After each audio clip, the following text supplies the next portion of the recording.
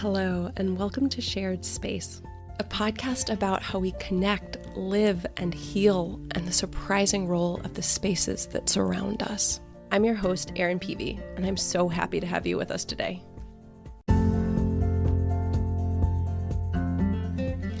All right, on this episode, we're going to be unpacking what it means to have the built environment as a social determinant of health. A lot of people see health as the responsibility of clinicians, nutritionists, and other healthcare professionals. But it's become clear that although vitally important, clinical care makes up just about 10 to 20% of overall health. Yes, 10 to 20% of overall health. And that might be in part why the US has such poor health indicators in comparison to the rest of the developed world, is because we're not focusing on these social determinants of health. And so the physical environment is an important factor underlying our health ecosystem. It influences how we think, feel, behave. And the United Nations and the World Health Organization have both identified better housing and neighborhood conditions as critical to reducing health inequalities.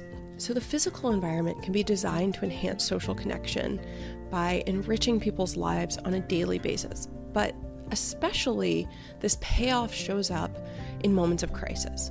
So those are things like the aftermath of man-made and natural disasters.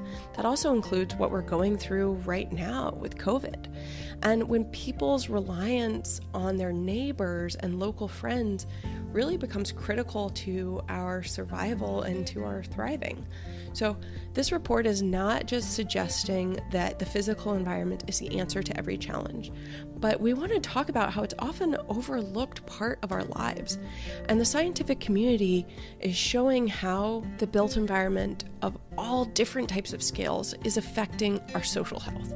So research shows that designers and urban planners can increase people's social capital in a place by increasing spatial designs that facilitate social interactions among residents. Early research indicated that the built environment in neighborhoods, such as porches or tree-lined streets, can promote neighborly conversations and even something like voter turnout. Yes, voter turnout blows my mind. This is because people are getting to know their neighbors more. They're walking on the streets and having these types of conversations, offering to help drive their neighbors to the polls.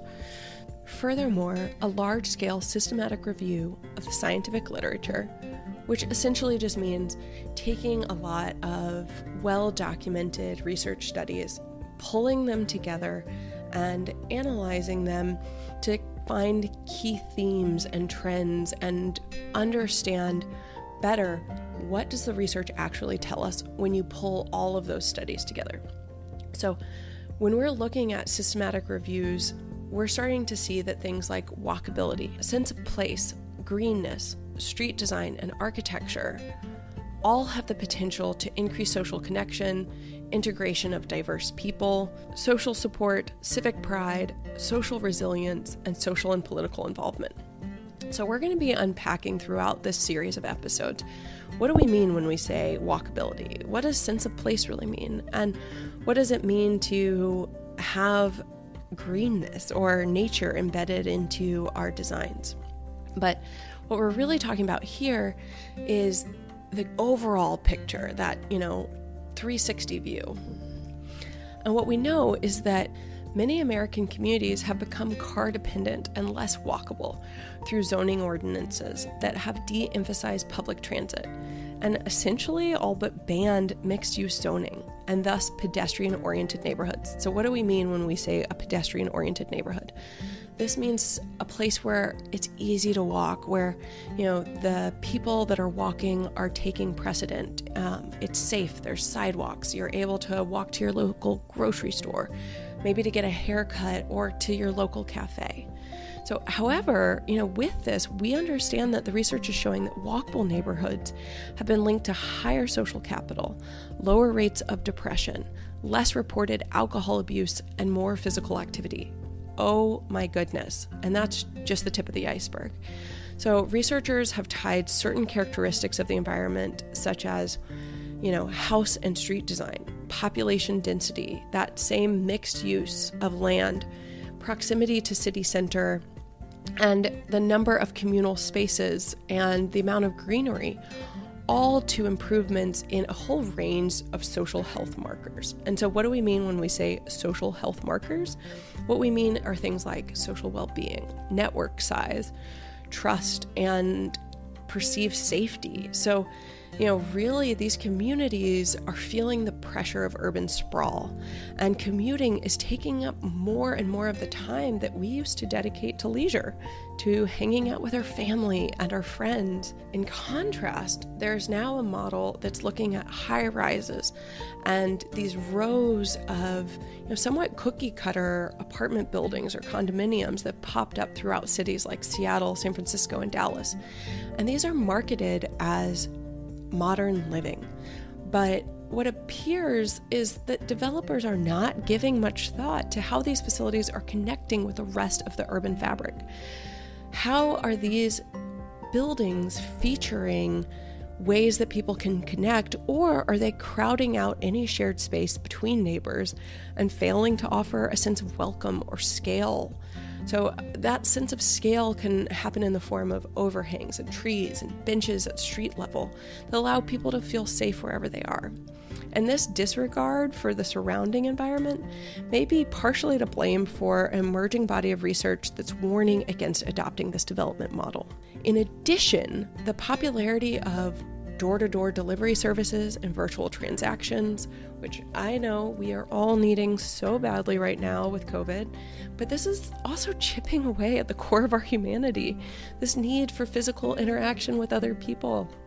And we're losing these intervals of our everyday life that get us to slow down and to bond with those around us. And this is the glue between the physical spaces that frame up our existence. And so we're going to be unpacking what all of this means, looking at specific types of environments and what are frameworks that we can use to help to understand how we can design differently to support social health. So I hope that you'll stay with us, and I hope that you'll listen to those future episodes where we really start to unpack what this means, where are some examples of where it's worked well, what it means for the physical environment, for policy, and for different programs. So wherever you are, you can impact the spectrum. You don't have to be an architect or a designer. The whole point is that each one of us has a role to play, and I hope that you'll listen and share your feedback, because really this is meant to be a conversation and a dialogue, so I'd really love to hear from you.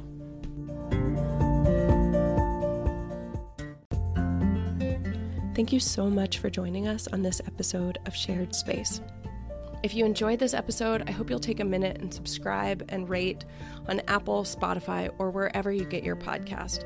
And check out my website, erinpeavy.com, for more information on loneliness, social health, the built environment, and so much more. We are constantly sharing research and other resources on there and would love to hear from you. I hope your day is filled with honest emotions, kindness, and connection. Take care.